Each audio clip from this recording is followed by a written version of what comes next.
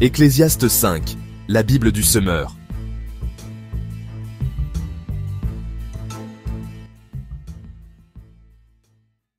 Ne te presse pas d'ouvrir la bouche et ne te laisse pas entraîner par ton cœur à formuler hâtivement une parole en présence de Dieu, car Dieu est au ciel, et toi, tu es sur la terre.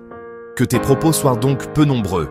En effet, de même que les rêves naissent de la multitude des occupations, de même un flot abondant de paroles engendre des propos inconsidérés.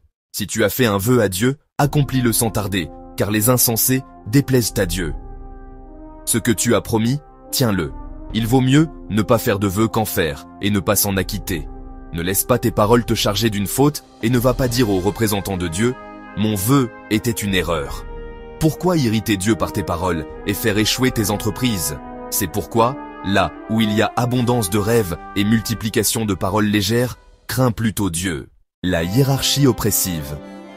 Si tu vois dans une région que les pauvres sont opprimés, que la justice et le droit sont bafoués, ne t'étonne pas trop de la chose, car chaque dirigeant dépend du pouvoir d'un supérieur, et au-dessus d'eux, il y a encore des supérieurs hiérarchiques.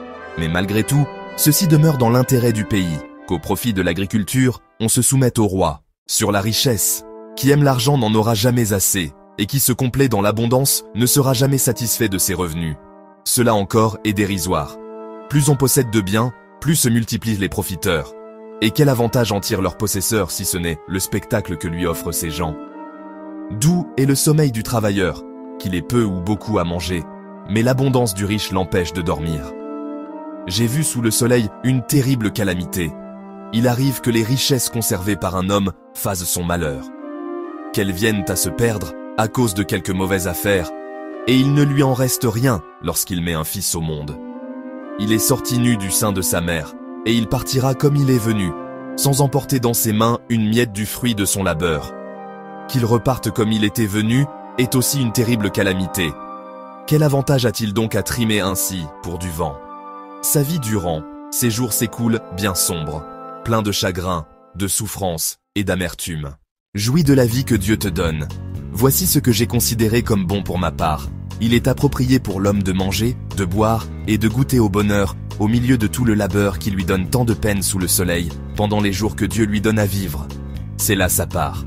En effet, si Dieu donne à un homme des richesses et des biens, et s'il lui accorde la possibilité d'en profiter, d'en retirer sa part et de trouver de la joie au milieu de son labeur, c'est un don de Dieu.